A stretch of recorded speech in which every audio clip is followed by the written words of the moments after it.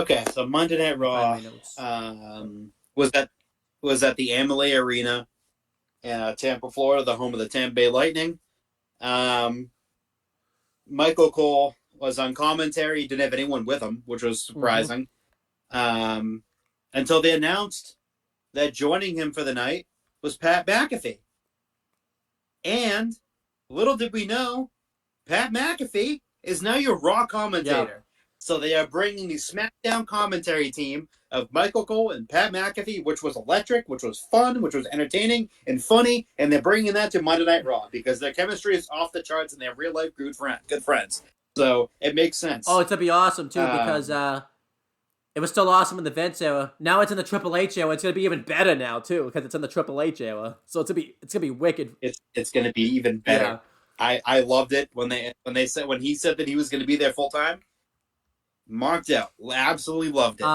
I think in such a short period of time, in terms of him being on commentary, I think he's knocked it out of the park. That run that he had with Michael Cole on SmackDown was some of the best work Michael Cole's done in over a decade. It also helps that he doesn't have a 70-plus-year-old creep screaming in his ear the whole time. Yeah. But this is awesome, though. He can just do whatever he wants, just be himself, and it shows from the Triple H era to from the Vince era to the Triple H era what it's like to do commentary. Because you can actually have fun doing a show and not sound robotic and people won't hate you. Yeah, this was awesome. I love the fact that he's back. Obviously, it's going to take him a few weeks to really get back into the swing of things. He was getting a lot of shit wrong on Monday, but you love him for it. It was like hilarious. Yeah, I mean, he hasn't been a commentator since. Was it Royal Rumble last year? Yeah, I think so, yeah. Or was it WrestleMania? I think it was one of those two. But he hadn't been around for a very, very, very, very long time. Yeah. But, but it was awesome, though. But I'm happy he's back. I guess this ties in. We were going to make it its own topic, but this ties in now. The reason I think this has happened, too, is no more Kevin Patrick. He got released a few days before the Rumble. They thought it wasn't working out. He wasn't going to be able to, take over for Michael Cole. I agree with that. I don't think he was going to be able to fill Cole's shoes. It sucks that he had to get released. I don't think they needed to release him. I think he could have, I don't think anyone could do that, though. Oh, no, I'm just saying. Filling Michael Cole, I mean, they're definitely looking for future commentators because Michael Cole's getting towards the end of his career. But it's like it's going to be really tough to replace him just because he's been doing it for fucking 25 years or something like that. But 26 years. It's so tough to replace him. Yeah. It's not going to be easy. But yeah, Kevin Patrick, they thought wasn't the guy. I don't think he needed to get released, but it happened. We can't do anything. I was shocked by the release. Yeah, so, now the SmackDown commentary team, it's being reported, is going to be Corey Graves and Wade Barrett now. That's going to be very interesting because they're both heel commentators. I imagine either they'll both just stay heel or Corey's going to be the play-by-play guy because, he does play-by-play and Wade will be the heel. But that's going to be weird how that's going to work. I think Corey's sliding into the Michael Cole role. So I think he'll be like the lead commentator. So I think he's going to be the face. Which is going to be weird because then how's it going to work on the PLEs? I feel like maybe Wade and Cole are going to do the PLEs or Wade, Pat, and Cole. Maybe just Pat. I think the commentary team for pay-per-views is going to stay the same. I think it's going to be Graves and Cole. Yeah. So that's going to be weird though. But yeah. Oh, Graves, Cole, and Pat. Who knows? Yeah. So, yeah. Well, Graves, Cole, Pat. But yeah, I'm really I'm happy to see Pat back. Sucks Kevin Patrick had to be gone. But it is what it is. I feel like they could have kept him around. Like he could have been on Raw Talk. He could have done the SmackDown Lowdown or something. But no, but they decided to get rid of him. He could have done commentary they could have at least kept him around for main event or NXT. But they just chose not to do that, which kind of sucks. I don't guess say, well, that's not much, but at least he doesn't have to lose his job. But it's like, yeah, so that kind of sucks. Kevin Patrick had to Yeah, lose his job. I thought the releasing was a bit harsh because he was well liked backstage. Had a lot of friends. Everyone liked him. Very likable guy. Just seems like a very nice guy. Like I had no issues with him. I thought he was okay. I didn't think he was bad. Um, I just didn't think he fit the type of role that they needed him to Yeah, fill. He needed a lot of help. And I just think that Triple H thought, like, it's just not, we need someone to be able to do this on their own. And he just wasn't the yeah, guy. Whereas, like, now on SmackDown, like, I could potentially see a world where Michael Cole retires in 5 years, let's say, then Corey Graves takes over as the main commentator. Because, quite frankly, he's amazing, and I think he could do that yeah. role. Or McAfee or Wade Barrett. Like any of those three could really just take over one day. But yeah, we'll see what happens. So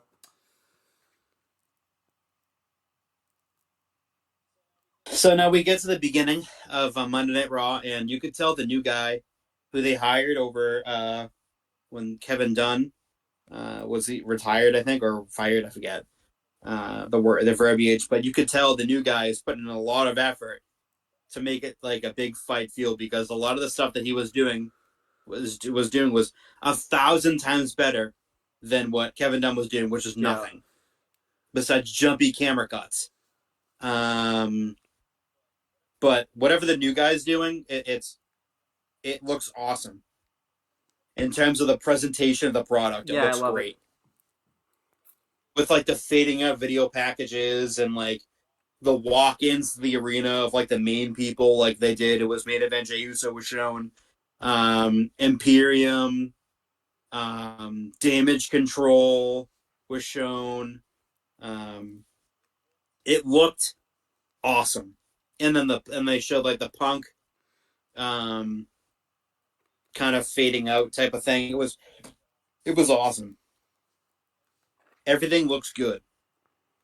Um, so we started with Monday Night Raw, and CM Punk opens the show, arm in a sling, taped up, worse for wear. Huge, just a massive Punk chant to start the show out, and it's just he basically comes out and talks about a few things in his personal life that are going on, and his tricep injury, and he's going to miss WrestleMania this year. But he says he's definitely going to come back, and he's definitely going to main event WrestleMania next year. Uh, it just it just sucks that he tore his tricep on the. People are thinking it's the Future Shock that did it in the Rumble, and I've gone back and watched it a few times. It's the Future Shock that does it, and I know Drew didn't mean to hurt him, and I know he's not that type of person that goes out there with intentions to hurt people because he's just not that type of guy. Um, but shit happens in the wrestling Yeah, ring, and it happens more often than not. And for someone who's 44, 45 years old, it was bound to happen again. And it sucks, but the show goes on. He'll be back next year. Um, this I think SummerSlam I think is when there or September, like August or September I think is his timeline, which takes him over the entire summer. And it just it's gonna be tough, but I think that I think when he comes back, it's going to be more in a full-time role because I don't feel like he didn't have the ring callus yet, the bump callus yet yeah, built because I up, know and he was doing some training at the performance center. He was you know, um, he did some live events, and I know he had just wrestled 4 months ago in AEW, but He was also getting into like there too and stuff. And I'm actually kind of interested to see like what this does because this similar thing happened last year. Well, not last year, but a couple years ago now in AEW, where like he injured his foot that kind of took his passion away. I don't think it's gonna happen this time because there's less egos in the locker room and everything like that. He also wants to main event WrestleMania, so I think like the goal will still be there. And I think he's just got like a better support system that's gonna motivate him to like say, hey, don't Yeah, don't like don't let this get you down too much. I feel like he'll come back better than ever, in my opinion. And to close out what he was saying, he's basically saying that WrestleMania 40 is not in the cards, but he's a Cubs fan. There's always a next year, and I agree. And before he can say anything else, Drew McIntyre's music hits, and he came out like sympathetic almost, and he then turns into this evil, vicious heel, and he's very happy that Punk got hurt, and that was his goal. Once Punk returned, he wanted to take it away. He wanted to take Punk's dream away from him, and Punk just was pissed off. He gets up in his face. They start fighting. Drew knocks him down, and then stomps on his arm. Punk writhing in pain on the mat, and before anything else could happen, Sami Zayn comes flying down to the ring to make the save and to chase off Drew to a huge reaction. Overall, I thought, and then Punk got checked on by the doctors afterwards, and they did a little bit. They did a little thing later on backstage about how Punk wants Cody to finish the story, and they hugged, and it was really emotional. But yeah, it's this segment was fantastic. It just sucks that we're gonna Punk just came back, huge reaction.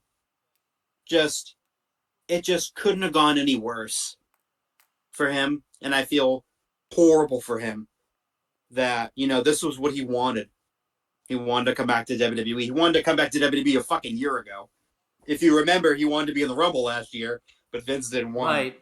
So he was trying to get out of his contract because he so badly wanted to be back in WWE and to go back into the Rumble.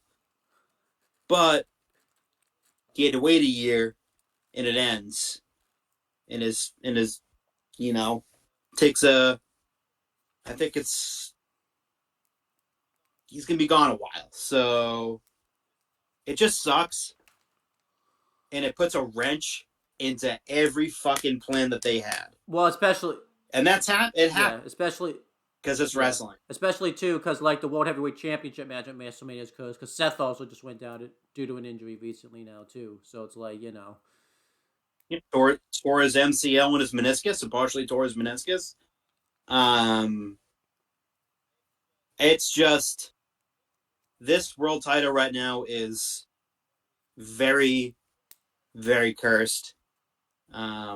We knew that probably Punk was going to be in the Elimination Chamber and was most likely going to win. And to have that taken away, I would like to see something else happen. Someone, maybe Drew, it's probably going to be Drew getting the spot now. Which is very bizarre because he still hasn't signed his contract yet. And the night after WrestleMania is when his contract expires. So I feel like we're getting down to the last few months here. Is there a deal or is there not a deal? Are they willing to put the title on him if he's willing to resign? That's the thing. You go into Mania, maybe Seth's not 100%, quick match, over, Drew McIntyre's your new champion, then he's re-signed. Seth retains and then Priest cashes in because, they get the title off Seth. It's just like, everyone wanted to see Punk versus Seth at Mania.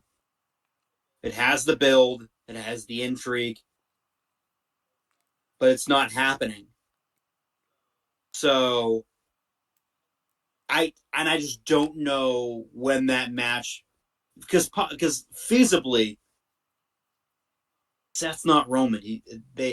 I mean, it would be nice to see him hold the title until next WrestleMania.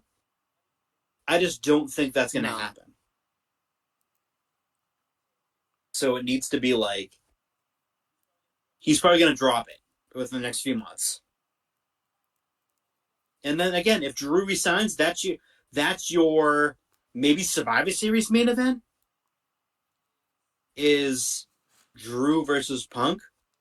Or if Rehab goes a little bit better than expected, he gets in August. Maybe it's the SummerSlam main event. Nice, yeah. Or co-main event, depending on what Roman's doing.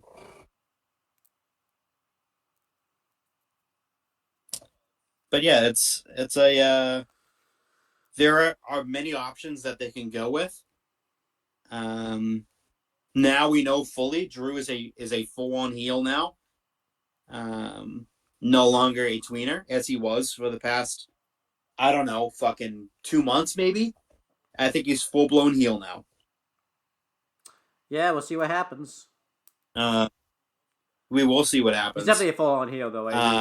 So yeah. Yeah.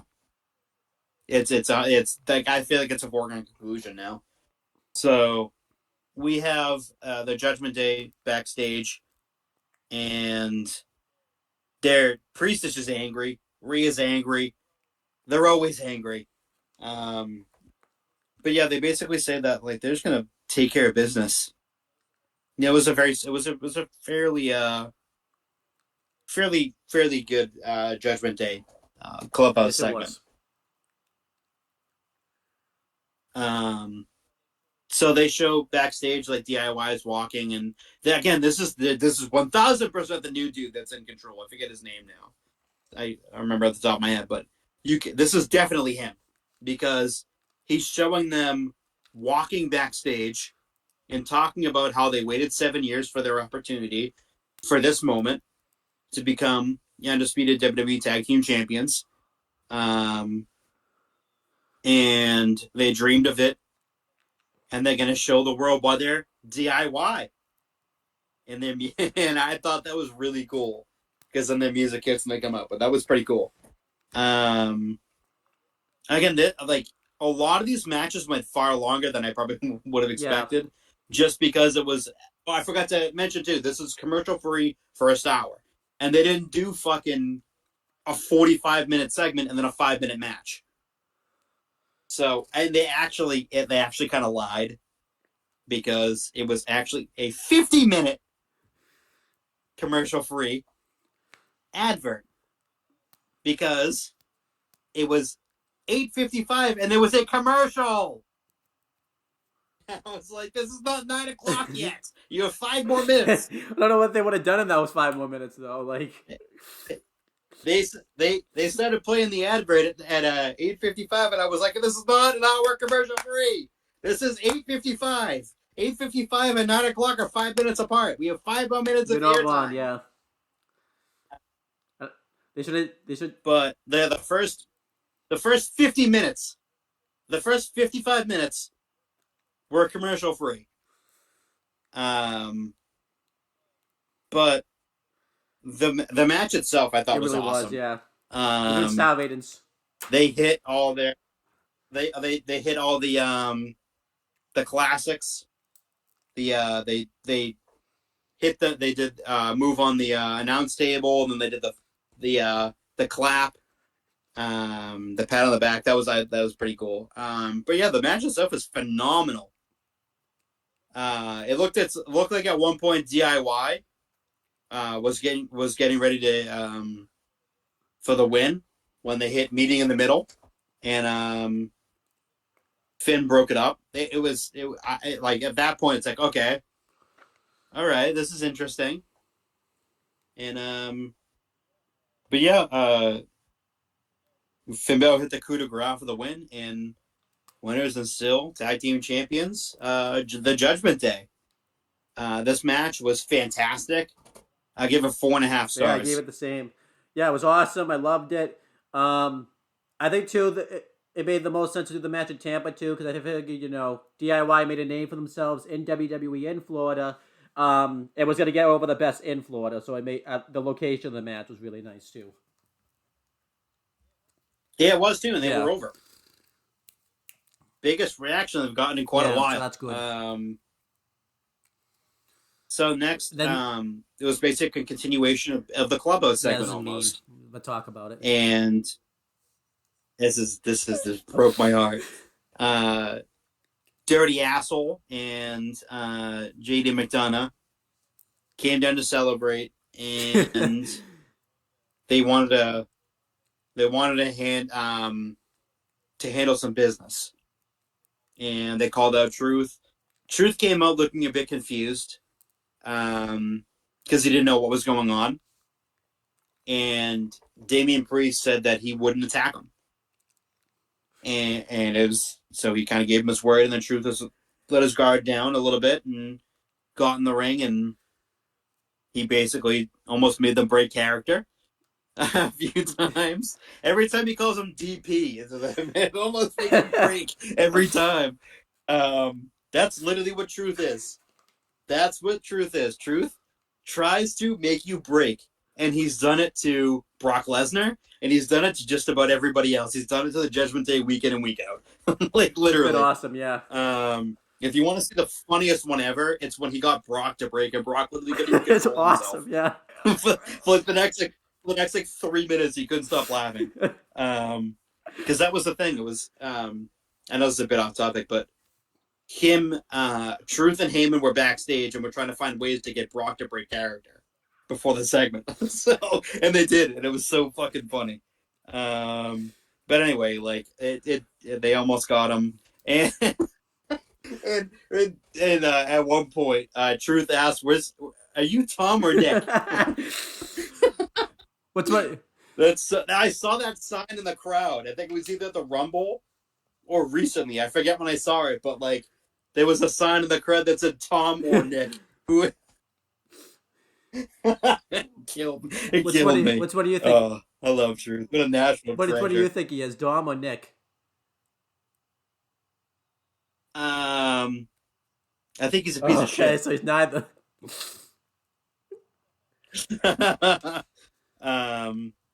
But they said they have to handle business, and he told Finn, time to handle some business, and it just right at that moment, JD just blindsides R-Truth from behind. I know this is very odd. None of the rest of the Judgment Day beat up Truth. It was just JD. No, Dom did too. Dom, yeah. Well, he's a piece of shit, so I'm not surprised. He's a pussy whipped by Rhea, and he's him and JD are. JD's not even in Judgment Day. Lovers JD's not even in Judgment Day anymore. What the hell's he doing there? Like, Truth is, he won. Yes, he is. It was a match for who the fuck would be in Judgment Day, and he got shafted. Truth made a Judgment Day. Also, too funny too at the beginning when they did the Judgment Day graphic, they had the Truth one pop up too at the very end, awesome. And it's the Live, Laugh, Love on the sign. I fucking died. Oh. I love to because so he did Damian Priest's catchphrase "All rise for the Judgment Day." Instead, Truth asked, and then you heard Pat McAfee on commentary. He says, "Why if you come on, Cole, stand up?" He asked nicely for you to stand up, and Cole just wouldn't stand up.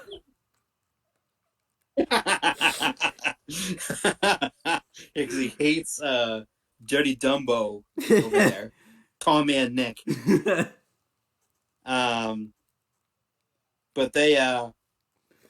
But luckily, Truth does have a friend, a very good friend at that, an awesome friend.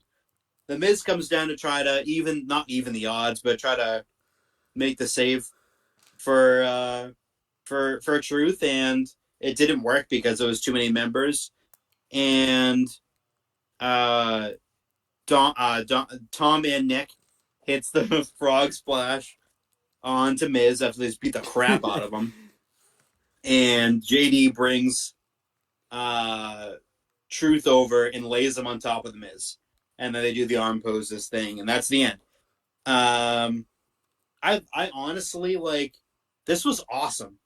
As heart-wrenching as it was to see R-Truth not be a part of the Judgment Day, do I think the storyline is going to be ending with him? No. I think he's still going to try to get out of the Judgment Day. I have a question for you, though. You just know what's going to happen. You know they're not going to kill this I have off. a question for you. It's too good. You told me Truth let you into the Judgment Day. Does that mean now you're not in the Judgment Day now, since Truth's the one that... I'm not in the Judgment Day anymore. I left. I left in protest. I was very mad. I was wondering, like, how does that... I was thinking about that, like, how does that work? Like, because Truth's the one that let you in, but I guess that's how it works, because you just left. That's why, so... I just left. I was very angry. I noticed you weren't... I noticed they did this, too, without... Because Judgment Day is supposed to be a family. They did this without They did this without your consent, too, kicking out our Truth. Like, they did this without your consent and everything. I was not consented to this. Is that why you... They didn't tell me ahead of time. I was very mad. I don't know if I want to be in Judgment Day anymore. You can be in Judgment Day now. You want? I'm not. I don't want to be in. They kicked out Truth. Mad. I'm mad now. This is awesome. Very awesome, mad. Though. I love this whole segment. Miz comes off looking like the ultimate babyface.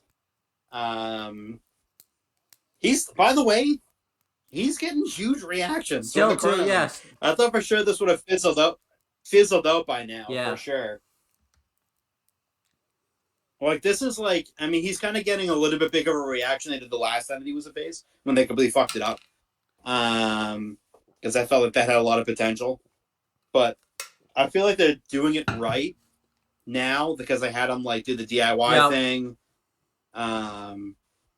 And that kind of gave them a little bit of a babyface rub, and then now it's like he's teaming up with Truth again, and Truth is always constantly over. Oh yeah, always. Next is a women's tag team match. It's Shayna Baszler and Zoe Stark versus Chelsea Green and Piper Niven.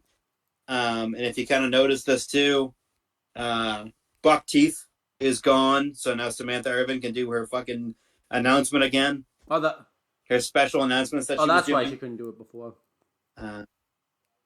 Yeah, it was definitely Kevin Dunn thing. 100% Kevin Dunn thing. You know what sounds kind of funny, though? How Kevin Dunn's gone and suddenly now Samantha Irvin can do her specialty announcement. Yeah, it's awesome.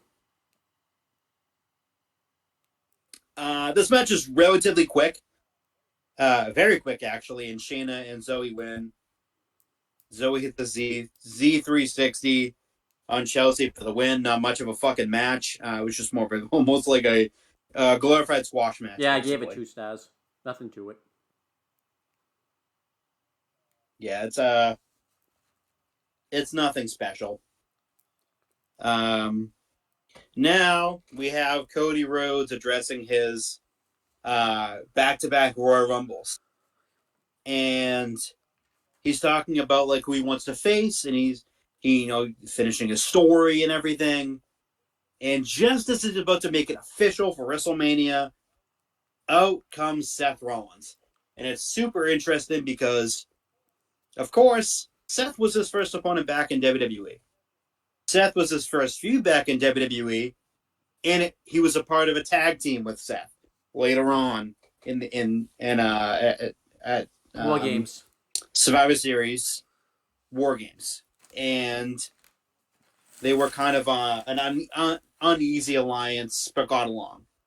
And Seth comes out, and he just runs down Roman Reigns, runs down the Universal WWE Championship, saying, "Do you want the Hulk Hogan title or do you want the Dusty Rhodes title?" And it's such a great and powerful segment. It's compelling. It was amazing. And Seth really brought some really good points to the table. But it definitely sounded desperate because in storyline, Punk's out. That was the match at Mania. Everyone knew. It was pretty obvious it was going to be Punk winning at the Chamber, but like it sounded kind of like a desperate plea to have a match at WrestleMania, almost from Rollins because he wasn't chosen. But at the same time, it's finishing the story. It's winning a title that he's never that his family's never won. His family's won a variation of the World Heavyweight title. Dustin Rhodes, Cody Rhodes have never won the WWE Championship.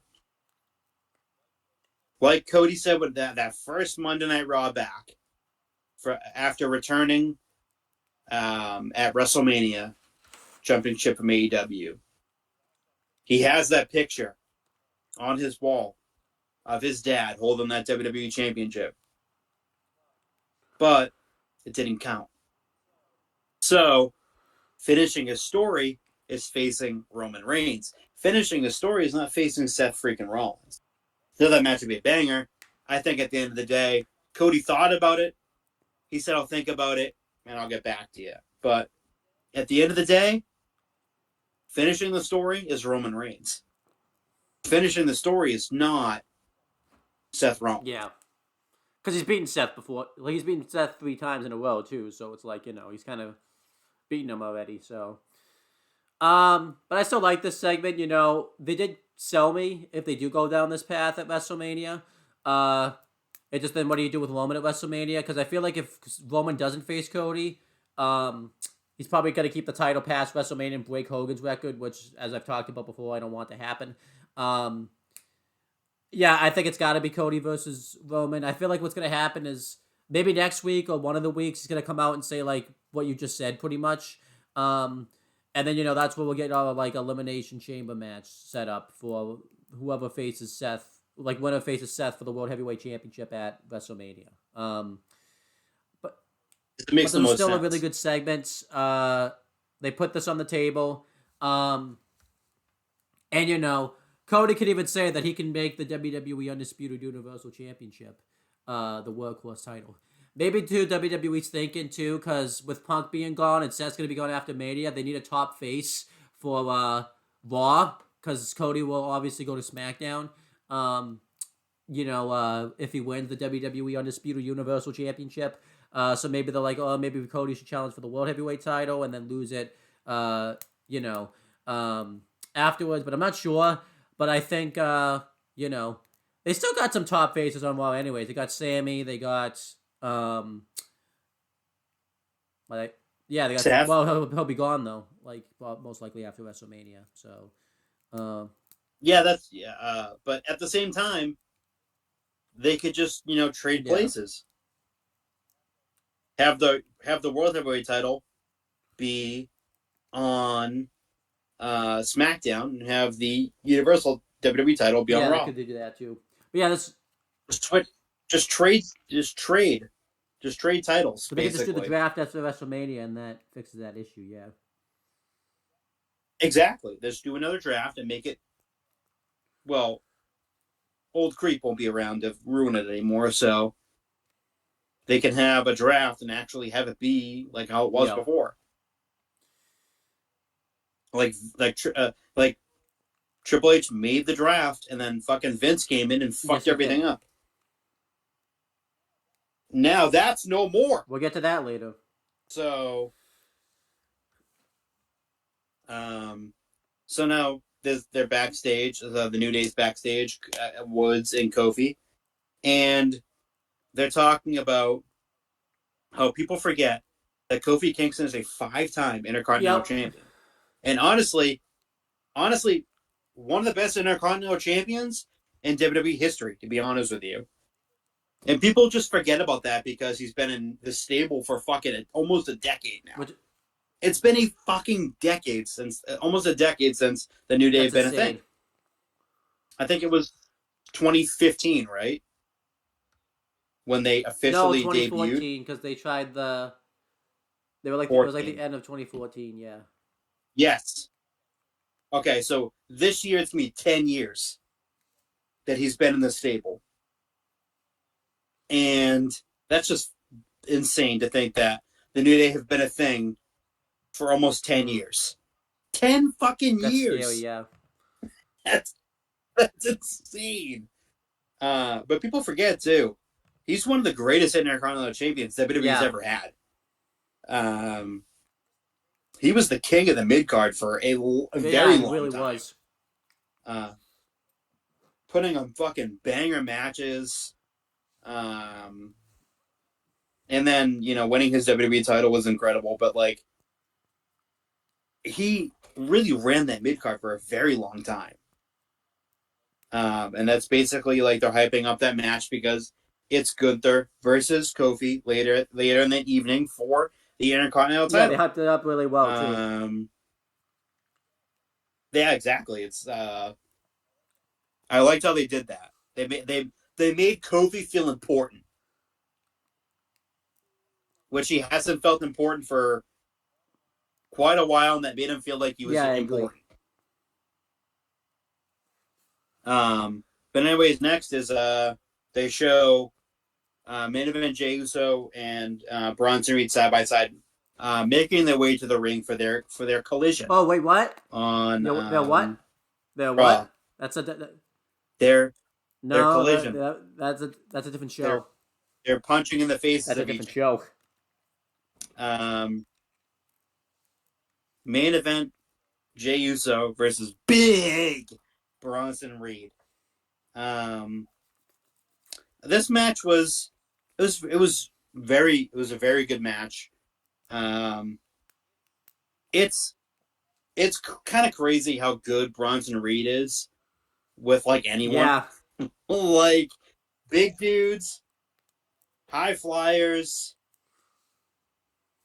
kind of like Jey Uso's type, not real high flyers, but not real like ground and pound kind of guys. But yeah, like he works with everyone. And this match was very good.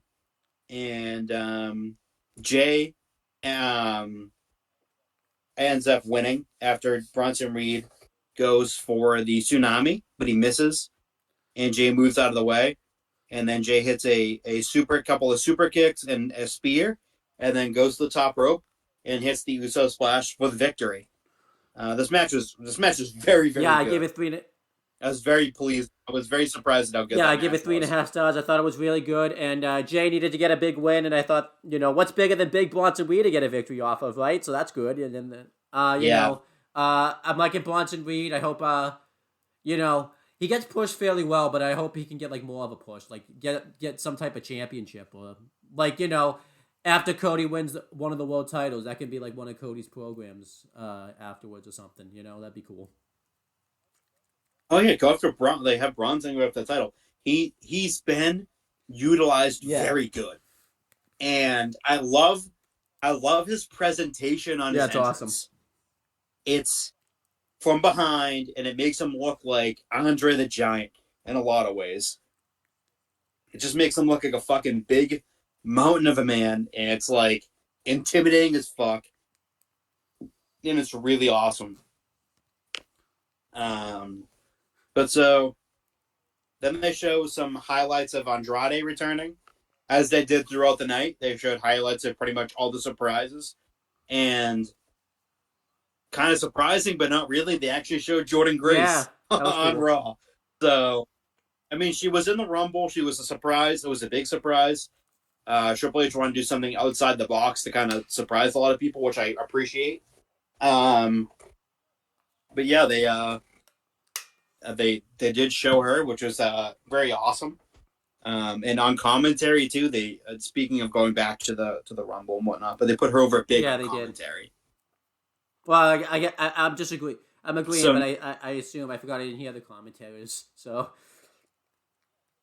yeah, this is. I mean, they put her over huge and on commentary at the Royal Rumble, and I mean, they built up a lot of potential matches for her too if they were to do a crossover. They're owned by the Okay. same company, or they're partnered with like the same company, right? Because isn't TNA now partnered with like TKO somehow or something? Aren't they partnered somehow? Oh, Yeah. Endeavor. Yeah. So Yeah, they're like in some like a business yeah, partnership, so it can whatever. work. But that would be again. They set up a lot of matches that Jordan Grace can have, um, and I Yeah, like I do it. too. I mean, there's a lot of matches. You can have a match against Ivy Nile. She can have a match against Jade Cargill, against Bianca Belair, Bailey. Like, there's a lot of matches that she can have. That if they just come to an agreement, WrestleMania would be the perfect place for Yeah, I that. put the title on the line too. Oh yeah, absolutely.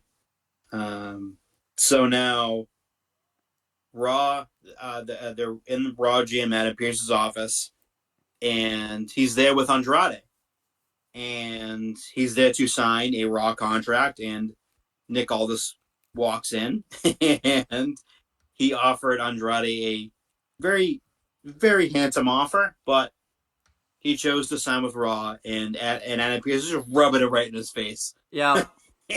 just showing off that he signed Andrade. I love it, making him seem like a big deal right away. Absolutely great.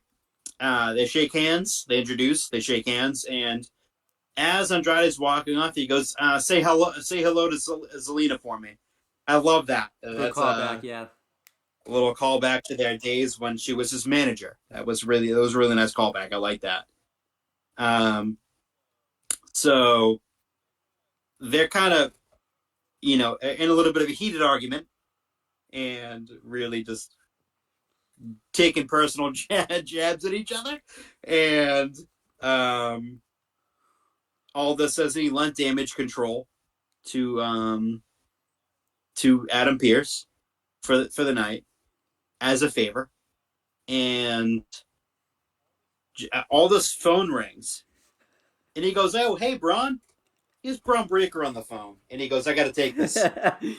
It's Braun Breaker. It's big business or something like that. And Pierce goes, "Yeah, go take that Yeah, call." I like this a lot. It was like really tense. Um, Um, I loved it. It was fantastic. It was a so, really good segment. It was a something very good tells me at segment. like WrestleMania, we're gonna get like some like they did for Team Teddy, Team Johnny. We're gonna get like a Team Aldis versus Team like Pierce match at like WrestleMania or something like. And I think like I think Pierce and Yeah. Aldis are gonna be like on the team too. Like they wouldn't just be in the corner, man. I think they're gonna actually like Oh, actually compete in the match. yeah. I would like But that. yeah, I think we've talked about this. We haven't talked about this all that much because you haven't done a show together since you've been on. It's still wild to see like Nick Aldis in WWE just because of how much affiliated he was with the NWA and everything like that. He said he would never leave the NWA. It's just crazy to see him in WWE as Nick Aldis and everything like that too. Like, um, and Yeah. he's been really good as the SmackDown GM. I think it's fit him really well. Obviously, too, I like Andrade being on Raw. I was surprised. I figured he'd go to SmackDown, to kind of get some feuds with Santos and stuff. But it'll be interesting to see what he does on Raw. I am curious. I've been keeping them away from each other for Yeah, a little bit. obviously I'm a little concerned, obviously, because he can't talk. But I feel like in the Triple H era, I feel like he's gonna find a way to kind of like get around that, like he did for like Nakamura, like he's doing for Nakamura and stuff right now. So I think he's gonna get around Andrade not being. I mean, yes, he has a very, very, very thick accent, and sometimes it's definitely difficult to hear him talk because of his Mexican accent, which is Yeah, understandable. But at least he's trying to speak English, and he yeah. can. It's just he has a very But I thick. think Triple H can get over. I think Triple H is gonna get Um, around that though. So oh yeah, you can have him just speak in Spanish and do subtitles or something. Like Triple H isn't afraid to have someone speak a fucking yeah, different language. Whereas Vince was terrified of someone else speaking a different language, and he wouldn't ever have them speak. And it shows if you're a menacing person like Nakamura can be, it yeah. works. So I think Nakamura right now is frightening. I'm scared of him. He is I'm very scared. scary. He's very scary. Um, so now Gunther's backstage, and he's with Kofi, and he's basically saying that um, for the rest of his life, he's never going to even remember Kobe, which is a very bizarre thing to Yeah, say. Um, And he tells Kofi to leave it all in the ring. These people will always remember him, but he won't. Which is crazy. That's awesome. Me. And then Gunther just wishes him luck. But yeah, I like this. I like the segment. It and again just emphasizes like the type of champion that Gunther is and the type of like competitor that Kofi is. Like just again putting him back in the spotlight again. Awesome.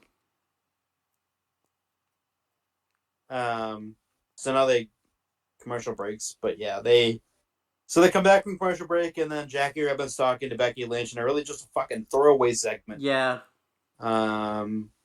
Really didn't even need to be there. She basically just says that she's gonna fight harder and dirtier to get back to the top of the mountain, which is very just weird. It's a fucking bizarre segment that just felt thrown in there, just as a way to be like, let's have Becky on the show. Didn't need to. You didn't like if you weren't gonna feature her in a prominent role, then what was the point? Like it just made her seem like what should have been on the show instead if you wanted. If Becky's not an afterthought. What should have been on the show instead? It still would have been like an afterthought segment. Maybe they would have been able to fit it in. There's a segment on Instagram that WWE posted of like her backstage. Like Kevin Owens comes up to piping up. They should have put that on Raw. That was awesome. I don't know if you saw that, but it was like Kevin. Yeah. I'll have to see but like that should have been on Raw instead of on Instagram because a lot of people didn't see that. I think a lot of people would have seen it on if it was on Raw. It just seems so out of place and so rushed, and it just didn't. It just doesn't seem like Becky's in the forefront anymore. She seems like she's more in the rearview mirror, which she should be in the driver's seat. It's insane to think that someone with this much talent, main event of WrestleMania, two belts at the same fucking time, and now she's in throwaway feuds with people that last less than a month. Hopefully that changes. Can we fucking treat her with? Hopefully that changes once she gets into the women's world title program with Rio and stuff. So, I hope that happens. I don't know when that's gonna happen. Yeah, and then also I should say too, even though Raw wasn't commercial free anymore, anytime a match they would do the picture-in-picture thing. We basically saw all of the in-ring action on Raw pretty much, so that was good. They should really do like that because I don't know, like it's AEW. No one wants to miss anything in the match, even though it's a fucking headlock. Who cares? I don't know. AEW does it for every match, and it gets annoying after a while. So I feel like you get annoying for a while. I feel like just a special Raw they could do because it's annoying when AEW does that picture-in-picture like every match. It's like come on. Especially too if you're, sometimes you need to get up and like stretch your legs. Sometimes like you're just sitting there watching Raw the whole time. Sometimes you got text to send and stuff. So. Yeah. Your baby getting into it? I want to be 2 hours. I mean, well, baby's getting out 3 hours. AEW does it so like it's so annoying though. I don't want Raw to go that well. Like it's fine the way they do it. It's fine. It's okay. Come on, it's 3 hours. Consider it 3 hours. Come on. I could. I just don't wanna. Come on. Yeah, exactly. Hey, at least I said I could. I just didn't wanna. I forgot, baby. That's right. So next we have the Intercontinental Championship match. It's Kofi Kingston challenging the Ring.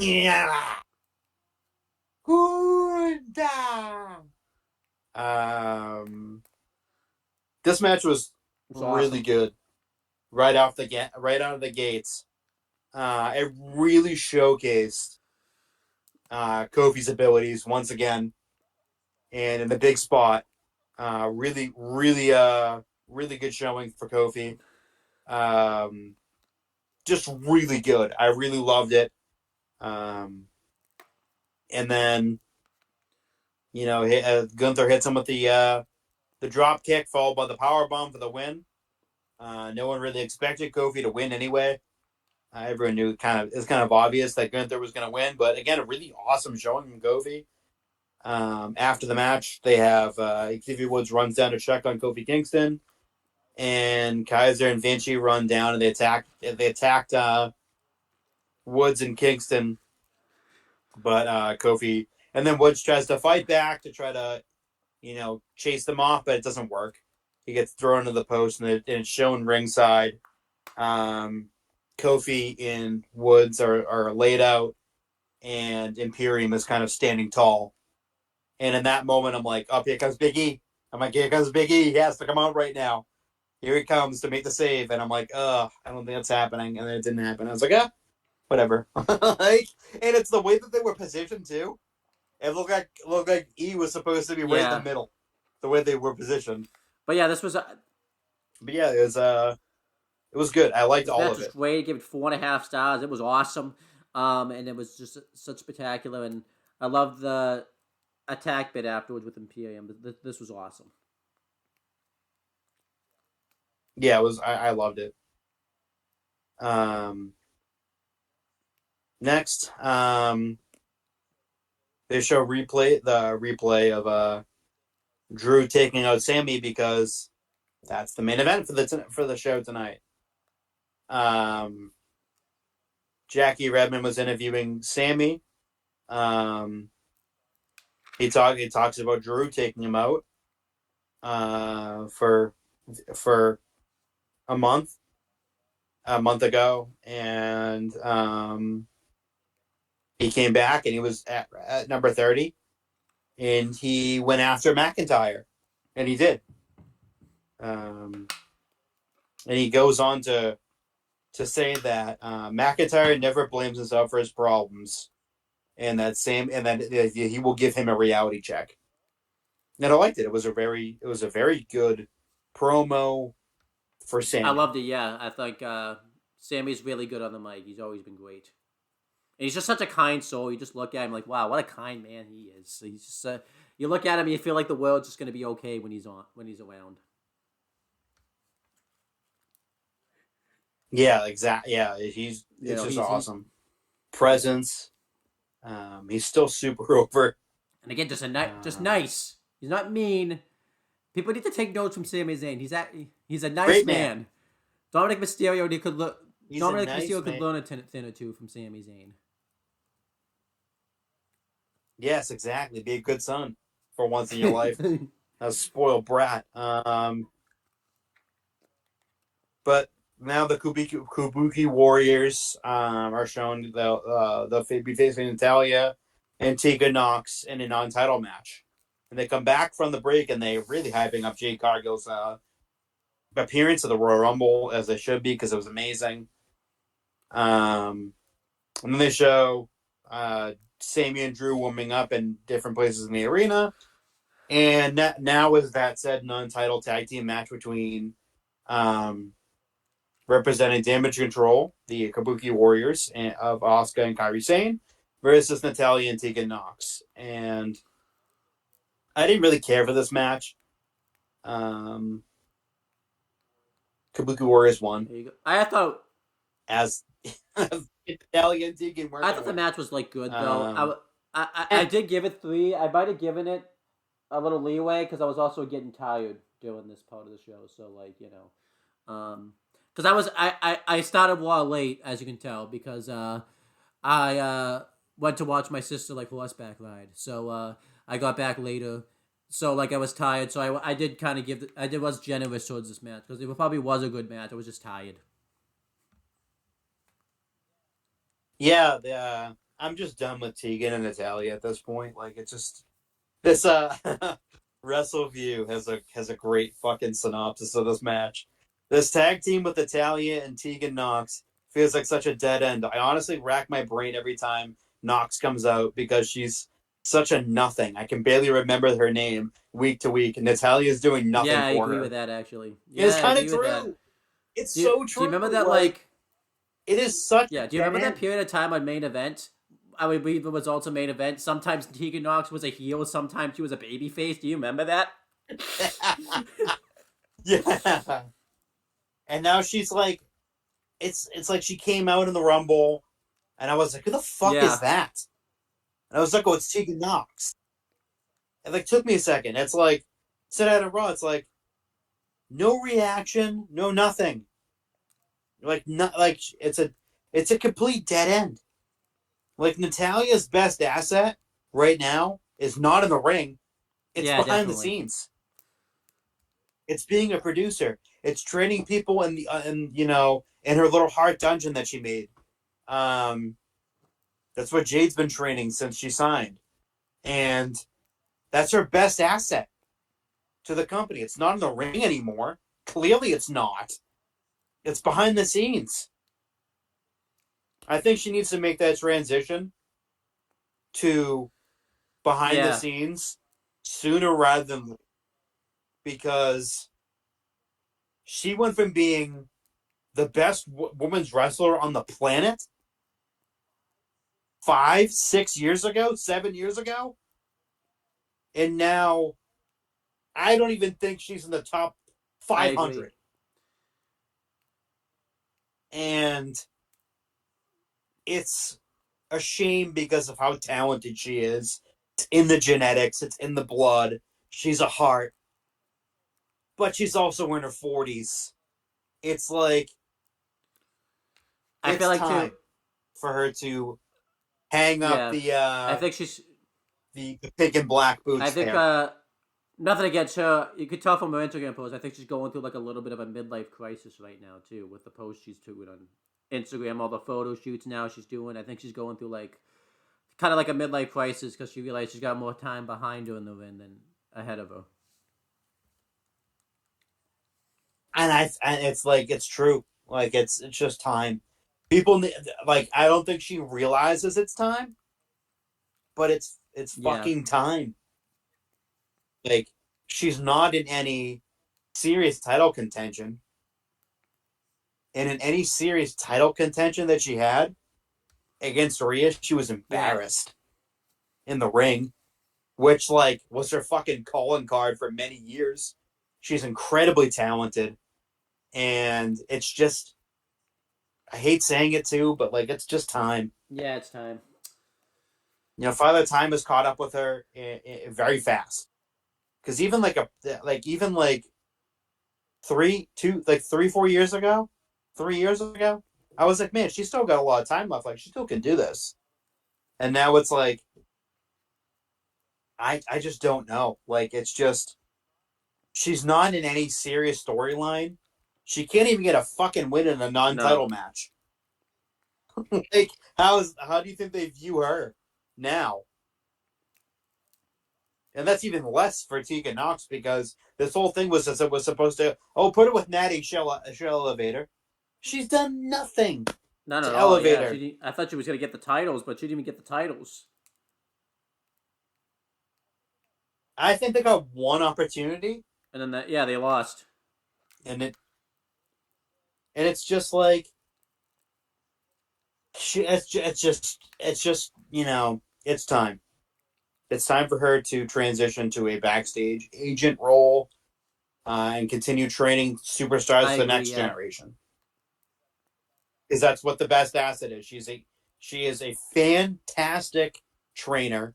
She is a fantastic producer of matches, and she's very smart, incredibly intelligent, IQ in the ring, and that right now is her best asset.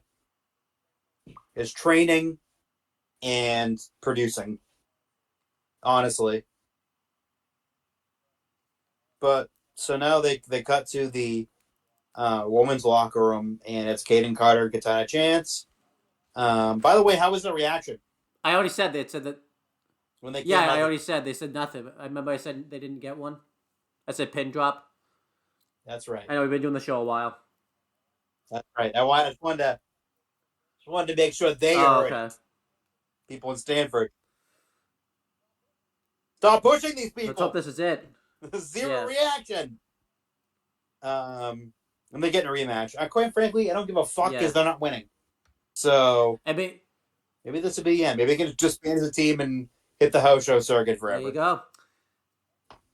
endless loop of house shows, never leaving the house show And circuit. main event too. They have to be there too. Don't forget that. They have to be there. Oh, they can be a main event. They can be on main event and wasting away to nothing and eventually getting released because that's their best. That's what best suits them because they're not good. So now they have Bailey, and she's addressing her. She's addressing her Royal Rumble victory, and she's in the ring with the rest of Damage Control. And yeah, I felt like this was a very, very, very good segment. Yeah, and Bailey and Nia Jax attacks Bailey. Rhea, because Rhea comes out, and because Rhea was out there too. She only attacked Rhea though. She never touched Bailey. But yeah, I felt like the segment was good. It was a very good segment. I agree. Kind of put forward the storyline. Yeah, they clearly are going to do Nia versus Rhea at Chamber for the belt, which makes sense because obviously Rhea's going to be really over in Australia. So Nia is probably the best hero to put her up against. I hope this isn't what makes Bailey choose Io Sky because that'd be a lazy way for her to not face the Women's World Champion. Because obviously it's going to end up being Io Sky somehow. With just how we get there, I don't know. But, I thought this was fine. I actually didn't like the Nia attack too much. I was disappointed about it. It makes sense to go that way, but I just don't like Nia Jax. So I was like, fuck, they're doing that match. Whatever. Just get it over with, So it's whatever. Yeah, get the match over with sooner rather than later. I wonder if that would be like, because that's what we're going to talk about later. I wonder if Nia's going to be done after Elimination. Because remember, that was Vince forced Triple H to hire Nia Jax, and as we're going to talk about at the end, if it was she may be gone soon. I think the way that they're pushing her, I don't think she's okay. I'll say why I say that when we get to the Vince news. It's just because the way that Triple H was talking about her recently, at the presser and everything too. It just doesn't seem like she's unaware of, which I hope, but I don't think it's happening. As much as I wanted to, I don't think it's happening. But now we're on to the main event. It's Sami Zayn versus Drew McIntyre. This match is just great. I recommend just watching it.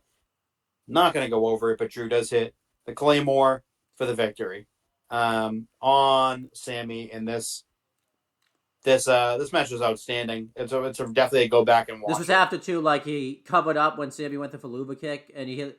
It looked like he hit a low blow, but it looked like he didn't do it on purpose because he just blocked it. But so he kind of capitalized. So it's like that was good storytelling.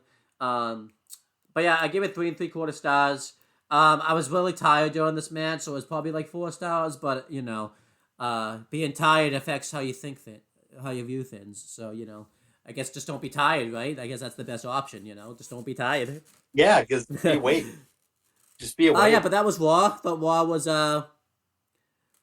I'll give Raw like an A-. I thought it was pretty fantastic. Good promos. The CM Punk thing sucked.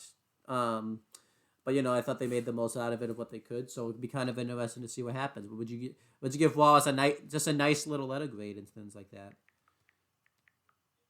Would you give it? You give it a yeah, I could go A- too. Yeah, I'd probably go higher had it. It's very, very. I would probably go higher had I had not been tired. To the end of the show too. You're just tired, so you gotta be wide awake.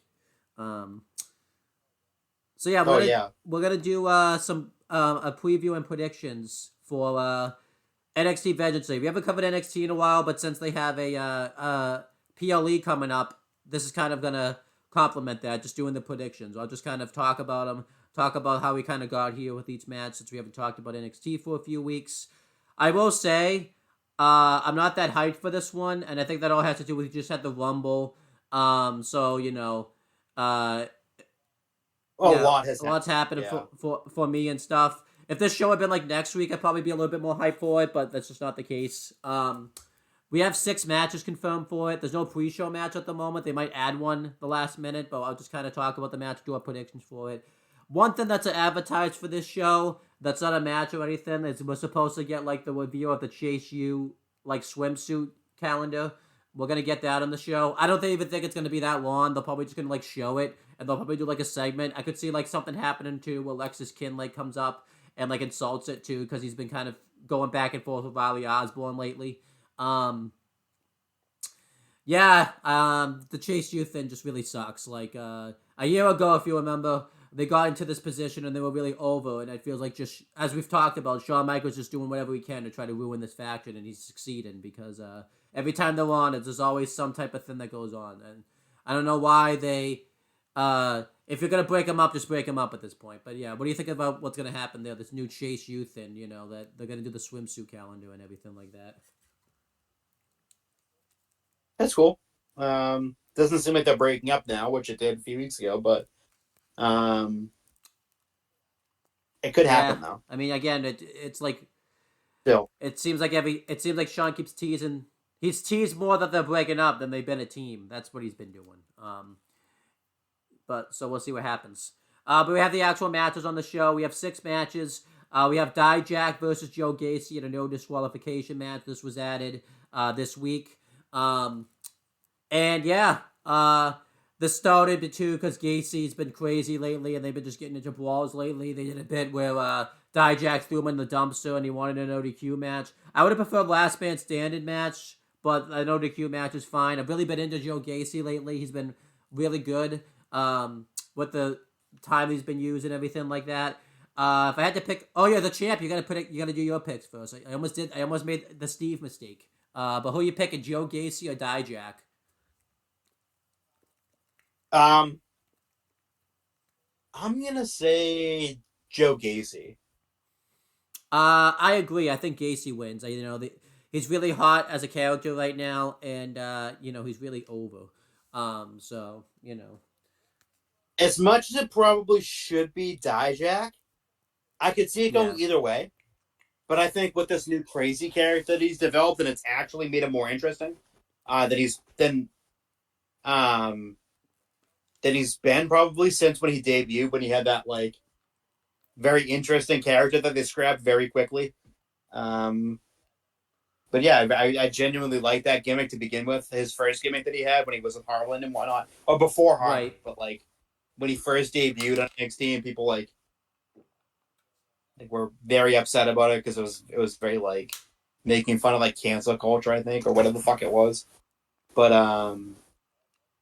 but I loved it. I thought that game was great. But this is like the this gimmick is definitely like pushed him over the edge on NXT because he wasn't doing much of Yeah. anything. Then we have we have a 6-person mixed tag team match. It's the Family versus Out the Mud. Um, yeah, I don't care about this. I don't know why they continue the storyline. They could have just done this on NXT last night, and I wouldn't complain. The Family's told. Oh, damn it. Well, we know who you're picking now. Who you picking? I wonder who you're picking. The Out the Mud Oh, family, so who is that? the Yeah, family I screwed baby. that up. So it's yeah. So there you go. Um, we'll move on. Then we have the NXT North American Championship match. It's Obafemi defended against Dragon Lee. Obafemi cashed in his breakout tournament shot to get this title match. Dragon Lee's having his rematch here. Um, yeah, this might be Dragon Lee's last match in NXT. I think they just put him there because he was still the champion and everything like that. So who do you think's winning this match? Yeah, he just won Obafemi. the belt. You can't really just take the title off him. So then we had the NXT Women's Title match. Lyra Valkyria defended against Roxanne Perez. Obviously, this was probably going to be Cora Jade, but then she tore her ACL, so they replaced her with Roxanne Perez because she won the Battle Royal. And they're kind of teasing this heel turn with Roxanne Perez, which is becoming a darker character and everything like that. But meanwhile, they're also doing the storyline with Tatum Paxley, where they're basically doing the Trish and Mickey storyline all over again. So it's kind of interesting to see. They can't think of anything original. So it's kind of interesting to see what this goes. Who are you picking for this match? Um, I think I'm gonna go Lyra just because again it's a toss up because I can see Roxy winning too, but I'm gonna go Lyra because I feel like there's legs to this lesbian angle. that they're doing. Yeah, I was actually kind of going back and forth too, but I'm gonna go the other way because one, I think we have to have one match that's different too because I feel like the next two matches we're gonna have the same pick, so something has to be different. But I screwed up the mixed tags. But this but the men's Dusty is going to be a little bit more tougher to predict. But I think Roxanne Perez is gonna win the belt. I don't think she's gonna go heel yet. I don't think she should go heel, but now they kind of have to turn her heel because they just lost their biggest heel on the roster, who shouldn't have even been a heel to begin with. And they're going to lose Tiffany Stratton fairly soon, so they need a big heel in NXT at the moment, woman-wise. And Tiffany Stratton doesn't feel like a big heel anyway. But I'm going to go Roxanne Perez. I think Lyra Valkyria will accidentally cost... No, wait, I screwed up. I almost said Lyra Valkyria is going to cost... I almost said... Yeah. Actively cost. No, I almost said Lyra... Know what she'll do? She'll hit a move, and then she'll roll out of the ring, and then she'll jump on the apron and just whack the referee. and then she'll jump down off the apron, go back into the ring, and pin Roxanne. No, what I did, I almost accidentally said Lyra Valkyria is going to cost Tatum Paxton the match. I mixed up the people. Like, what the hell's going on? Oh, so Tatum Paxton is running now. The lesbian. No, but I think what happened is I think Tatum Paxton is going to inadvertently cost Lyra Valkyria the match. And Roxanne Perez will capitalize, and they'll do a rematch on like NXT, and then Roxanne Perez will go heel in that match, and Roxanne will finally be a heel, or all three could happen. So I'm gonna go Roxanne Perez to win the belt. I honestly feel like this match has like non-finish written all over it too. Also, all right, so we have the Dusty Cup and the Dusty Cup and the title match. I kind of lumped them together because the same persons in both matches. First, we have the men's Dusty Rhodes Tag Team Classic Finals, where the winner will see as a future NXT Tag Team title match. We have Braun Breaker and Baron Corbin. What are they? The Wolf Dogs? That's the name that they're trying to get over. Yeah, the Wolf versus Dogs. Carmelo Hayes and Trick Williams. Trick Mello game. This match really could go either way. Obviously, both teams have looked really strong in their matches. But who do you think's winning this match? This is tough. This is really fucking tough. Damn, I don't know. That's the thing is like... You gotta pick somebody. We're not gonna... I'm gonna pick Wolf Mellow Gang. Okay. Wait, what? That's the same... I don't even know who... I honestly we're gonna sit here until you pick somebody. I honestly... Again, like I'm looking down at the title of the NXT title match, and I'm gonna go Corbin and Breaker because I feel like something's gonna happen in that match. So I'm gonna go Trick Mello game. And then let's talk about the title match. We have Ilya Dragunov defending against Trick Williams. Obviously, this was supposed to happen at New Year's Evil. It didn't because Shawn Michaels can't book.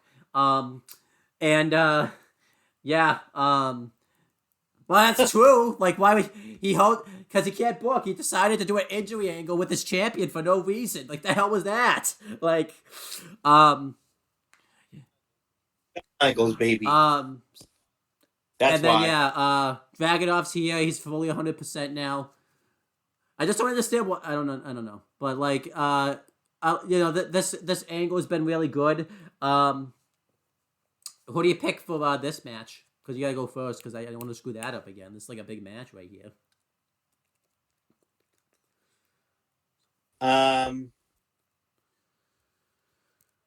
Shit, this match is probably going on last.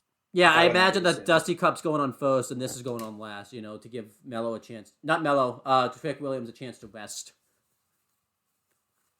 Fucking don't know. You gotta pick someone, but we're sitting here until you pick someone. We're not gonna talk about one thing until you pick somebody.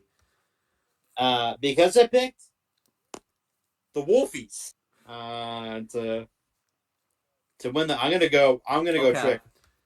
I think Trick deserves it. I think Trick earned it. I think the title change was supposed to happen at New Year's Evil. Yeah, like it's I think it's gonna be Trick. And if it's not Trick, I think that's when Mello turns on him. So I'm gonna go the other way. I'm gonna go Dragunov. There's a few reasons for this. So I think Trick and Mello can win the Dusty Cup, to kind of get the momentum on the side for Trick going into the main event. And then Dragunov could win. The reason I say this is if Okada's coming to NXT, I think, like I said, WrestleMania weekend, the biggest match you can do is Dragunov versus Okada.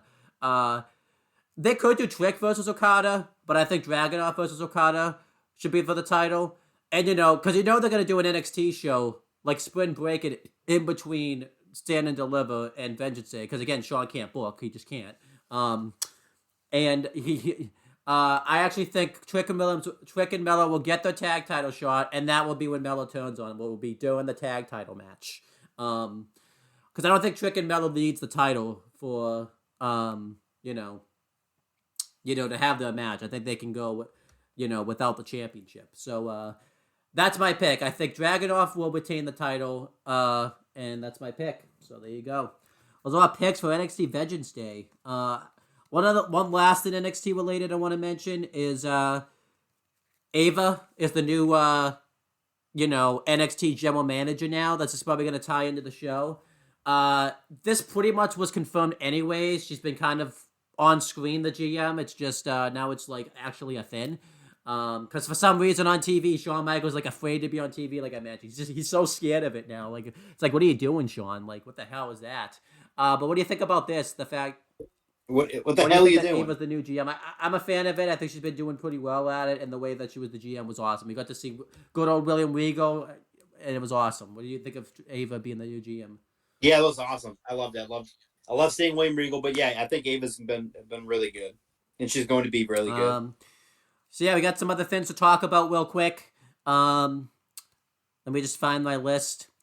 You might have to break this down more because I was getting ready for my trip. I didn't really get to do too much research on it. Do you want to talk about like The Rock joining TKO board of directors? Because I couldn't really do too much. Like I just know it happened. I couldn't really like go behind the scenes and look about what really came with it and everything like that.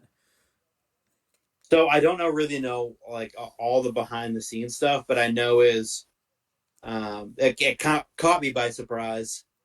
They interned him joining TKO. He got full trademark rights to The Rock. So he has full 100% control of The Rock. Yeah, I heard that. So, and I noticed this recently. There was a billing recently for him somewhere. They had his name somewhere, and it said Dwayne The Rock Johnson. Before it was just Dwayne Johnson. So, that's kind of like, as big as he is as Dwayne Johnson, The Rock is bigger. So adding that back is big for him. But yeah, like I just don't know really how it came together. Because I really didn't read too much into it. It's cool to have him back. I mean, it's pretty much like 1 foot for him back in the wrestling business again. Yeah. I think by him joining the TKO board, I think he'd be willing to do more matches now because he's going to have to pay attention to the product at least a little bit. And he still hasn't signed his wrestling contract yet, but he probably will soon. And one of the matches tabled right now is a triple threat between Cody, Rock, and Roman at WrestleMania. I mean, I hope that doesn't happen, but like I'd rather see Cody versus Roman 101. But we'll see what happens. I mean, Rock wants his main event. Rock wants his match with Roman, and they were trying to slip in Saudi as a way to kind of like. Wait. No, he wants to do. They were trying to get into Saudi.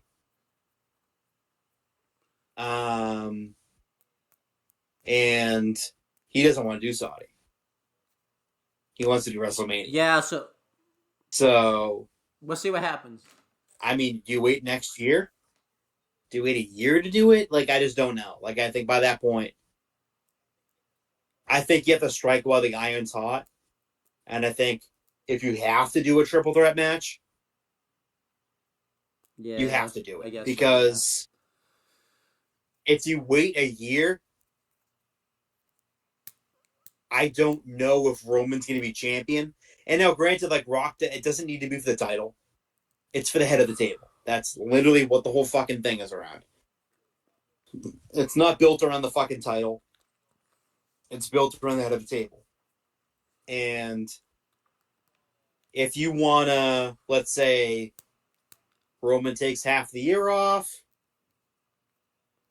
and then you start building up interest in 2025 for WrestleMania 41, maybe? I don't know. But I don't think a triple threat match is totally a bad idea. It definitely means that Rock's not getting pinned. Yeah, that's definitely. for sure. So it just depends. I think it's going to be a triple threat match. That's just my gut feeling. Yeah, then I'll talk about the next story. But yeah, I'm excited about The Rock being on TKO board of directors. That'd be good for that. Also was reported that same week, Raw's going to Netflix now. In January 2025. Yeah, this obviously was a shock. It was reported. So last Tuesday, so a week from yesterday, because we're recording this on Wednesday, following the Royal Rumble. Yeah, I'm pretty intrigued about this. They're getting a lot of money from this. They're getting like $5 billion from this, which is just insane. Yeah. And ridiculous. Yeah, obviously, they're gonna get more reach in homes now and stuff because Netflix, reaches more areas than USA Network does. And yeah, it's just absolutely insane to think that Raw is going to Netflix. It's going to be the first live programming on Netflix, which I don't know. Hopefully that can work out. But obviously we're asking ourselves what's Raw going to be like because there'll be no commercials. So, and outside the U.S., there's no more network anymore. Everything is going to be on Netflix for past wrestling fans outside the U.S. if you want to watch WWE programming now. At least currently and stuff in the past, which I think is pretty cool. Well,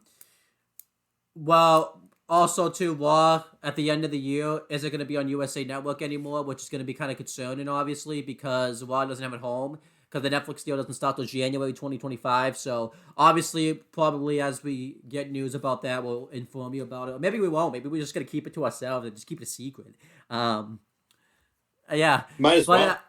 I'm really excited about Raw going to Netflix. I think that there's a lot of potential there. And, a lot of... I feel like, we don't even know if Raw will still be Mondays, too. Because they might move Raw, But I'm really excited about it. And it was a really the Rock thing, and this was a really positive week for WWE. They were really booming, and it was a really positive outgoing. So it was awesome. What do you think about Raw going to Netflix? I thought it was shocking for sure, and to see the numbers, $5 billion. Netflix paid $5 billion for this franchise, for this staple.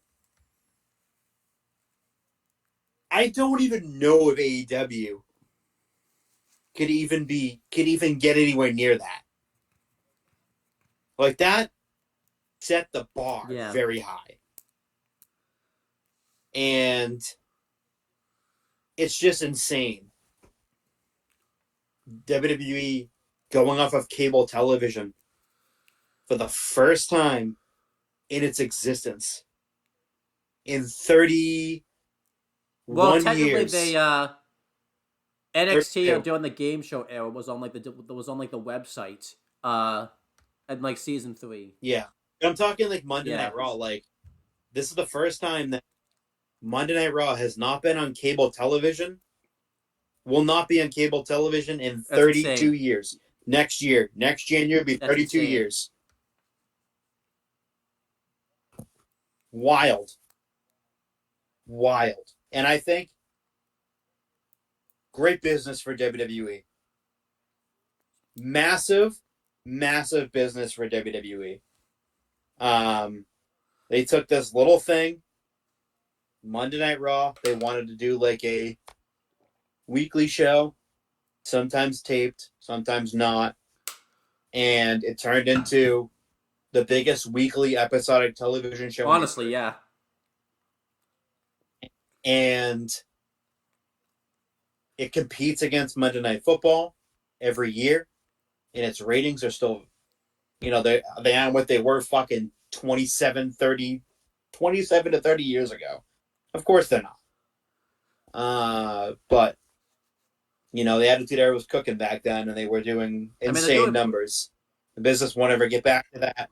They did pretty big numbers. They go up against Monday Night Raw every week, and they put great numbers up. Or good numbers up. Not great numbers up, but good numbers up. So this is good stuff. It's exciting. And I mentioned all this great stuff happened. The Go Home Weekly Rumble. WWE was having so much press. And then it all went away like, what, Thursday that week? Yeah, so yep. I was going to let you break down the story because I did do some research on this, but I feel like you can... I don't even know where to begin with this story. So why don't you kind of walk us through what happened with these... Because I feel like you can do it better than I can. Because it's just like, oh, well, all this bad press that WWE has now because of what happened. So I'm scrolling social media, and I see the text that Vince had sent to We're not gonna read the text. And I really don't want to read them.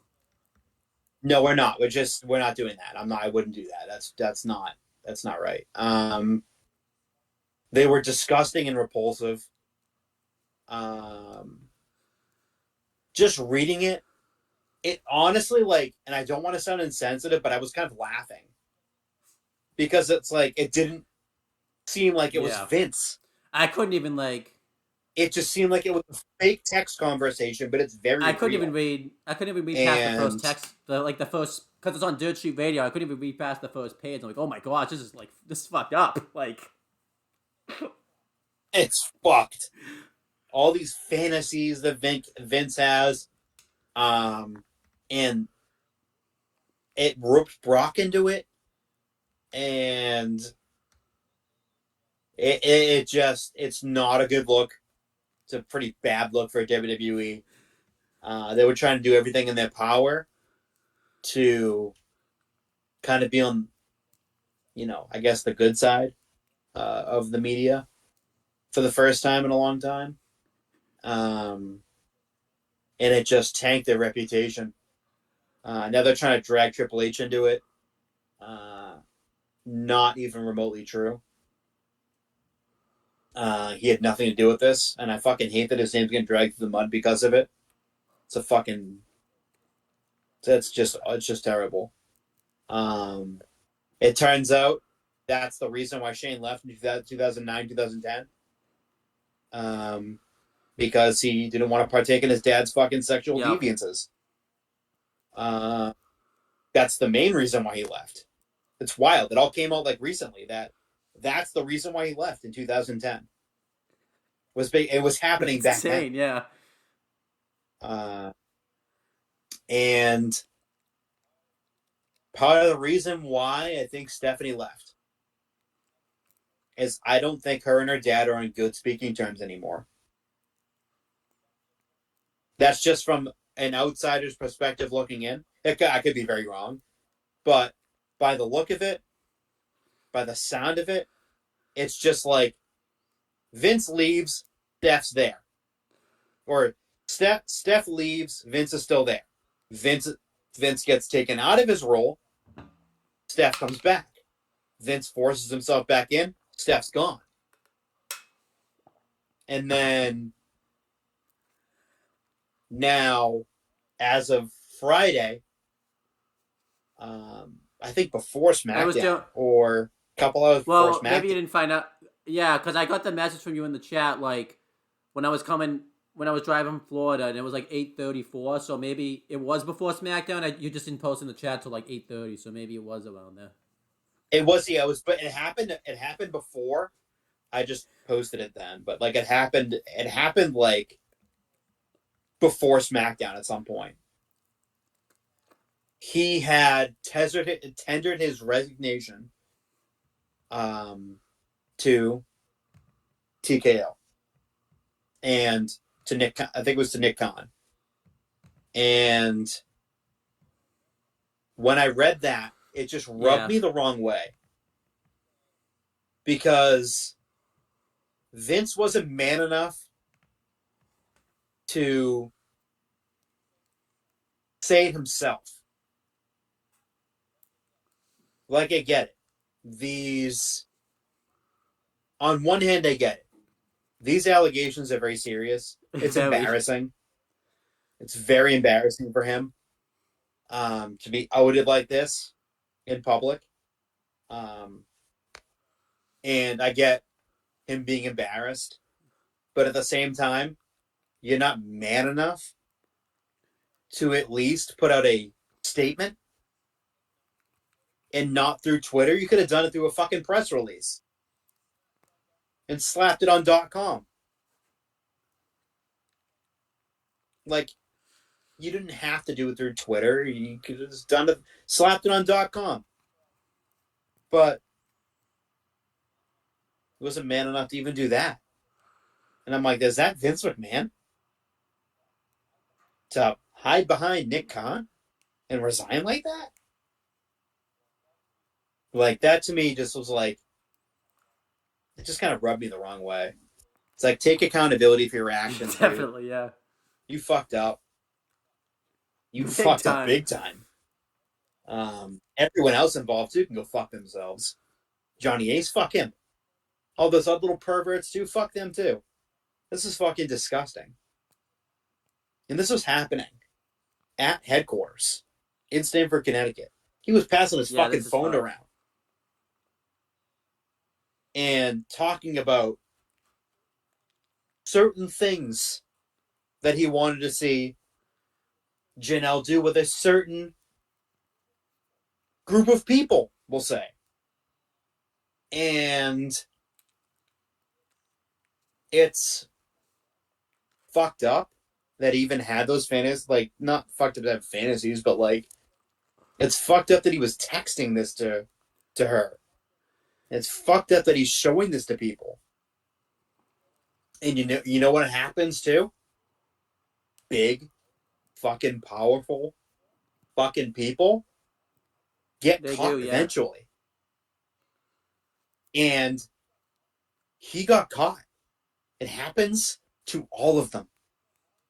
People in Hollywood got caught in the Me Too movement. Danny Masterson, famous, was on Monday Night Raw as a guest host. Got sentenced to a very long time in prison for a very heinous crime that he committed on a couple of women in the early 2000s. Harvey Weinstein is in fucking jail. Like, eventually, this shit catches up with you. You can't keep this anonymous for very long because what happened in 2021, he got caught with money using WWE's hush money. Using WWE as a fucking fund to fund his hush money. And you know, everyone says innocent until proven guilty. There's the proof right there. Just look at it. It's public knowledge now. No hiding it, yeah. He's going to go down in disgrace now.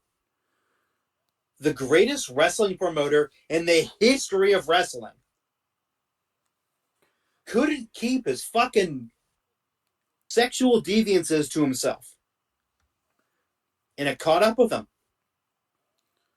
All those fucking years of all the fucking hush money that he used. The referee, Rita, I think her name is Rita, I forget her last name, who got fired because she refused to suck Vince's dick in the limo. Hush money. Guess what? It came out in 2021. that he used hush money from WWE in order to fund it. That was his downfall. Because eventually he was getting sued by Janelle Grant. And look what happened. Everything's been released now. And I can guarantee you there's going to be more shit coming up. And people are saying if this goes to trial, everyone who was involved in this text exchange, everyone that was involved in this will come to light. And it's not going to look good. I wouldn't be surprised if there was a lot of people. I wouldn't be either. And now Ari Emanuel, this guy's is the fucking man. He is getting rid of everyone that Vince forced back into power.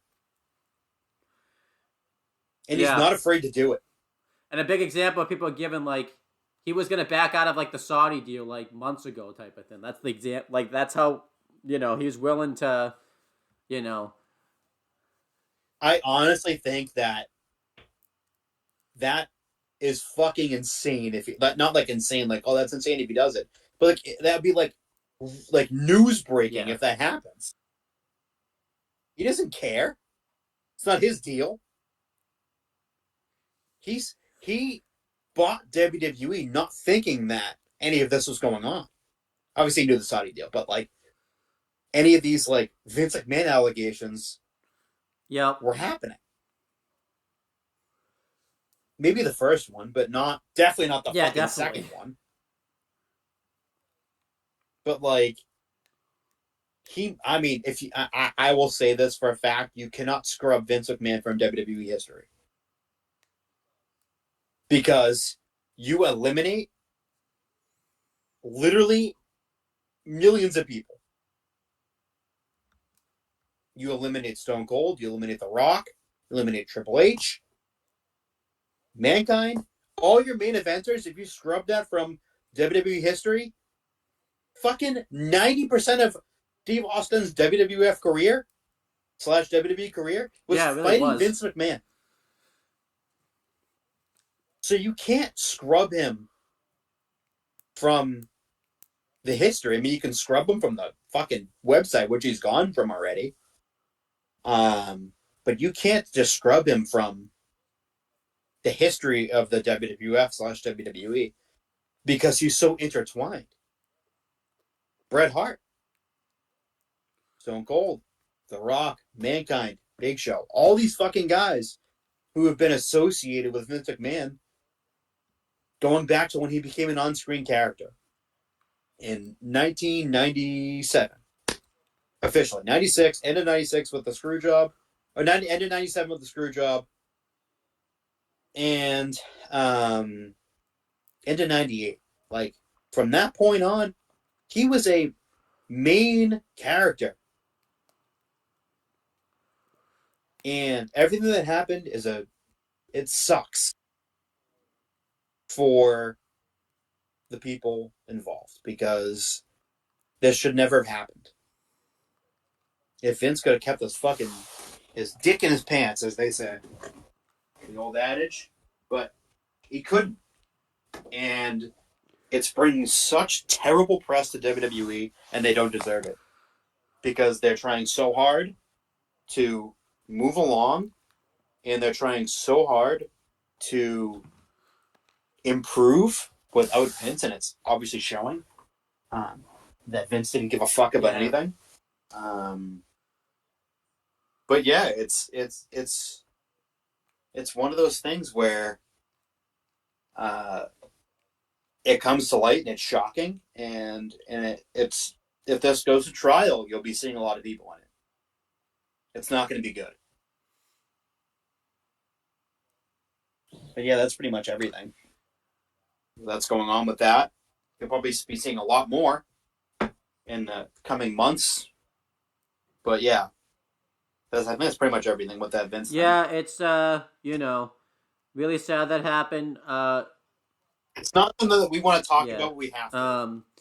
Obviously, it affected the press conference from the Rumble too. I want to talk about that because everyone was very critical of the press conference because Triple H got asked questions about it, and he didn't really respond to them or anything like that. So everyone's kind of critical, saying that Triple H didn't handle it well and everything like that.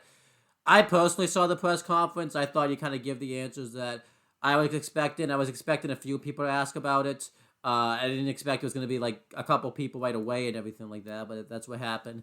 I personally thought Triple H still handled it fairly well. I feel like no matter what Triple H did, a lot of people saying he should have canceled the press conference, but then that would have looked bad because then it would look like Triple H was afraid. So I feel like no matter what Triple H did Saturday night, press conference, no press conference, he was going to get shot in the arm type of thing. I mean, I still thought things went well. He also stayed and answered 2 extra questions because he didn't give people he stayed for a long time and talked because he was I didn't really give people much of an answer. It's I feel like no matter what, Triple H was screwed. Also too, at the moment, this is the first time that no one of the McMahon blood family is working for WWF/WWE, in the history of the company. Friday was the first time. I know Triple H is technically in the family, but he's not blood, so that's insane to think about. And again, they did say that if they did bring Stephanie McMahon back, who knows what role she'll be in, considering the fact that, she might not be the same role, so that's also something to talk about there. So, yeah, anything else you want to say, when it comes to the press conference and everything like that?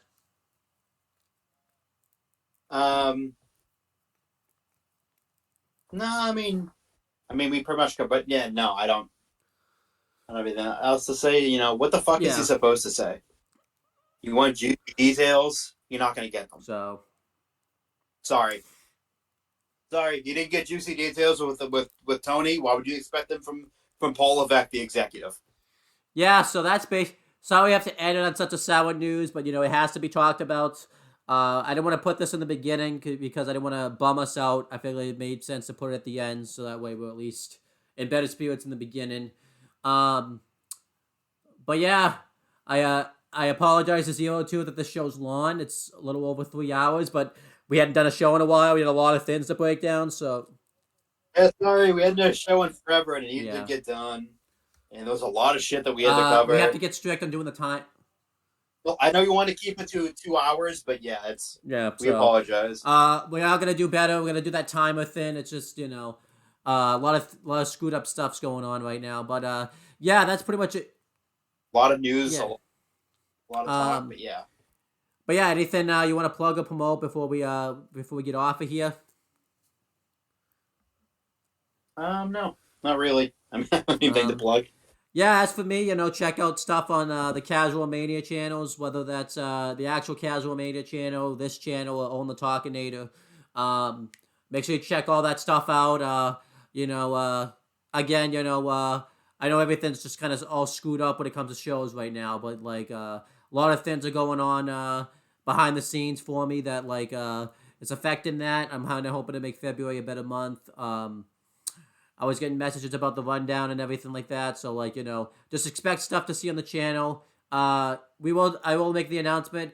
Retro Wrestling Review Series, unless it's a special occasion, we're going to be taking a little bit of a break from, and we're going to bring tier list on. So, at some point in February, Chris and I are going to record a tier list doing every Elimination Chamber match. And then at some point in March, we're going to do a tier list doing,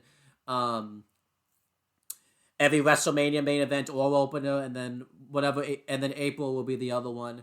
And if Roman loses the belts at Mania, we're gonna do every WWE champion that's ever happened. So, tier list. We want to, we thought the first one went well. Obviously, we were a bit sloppy because it was the first one. But we kind of have an idea how to do it now. So just make sure you check all that stuff out. And that's pretty much it, guys. It's since being recorded in the past. We will talk to you guys in the future. Bye.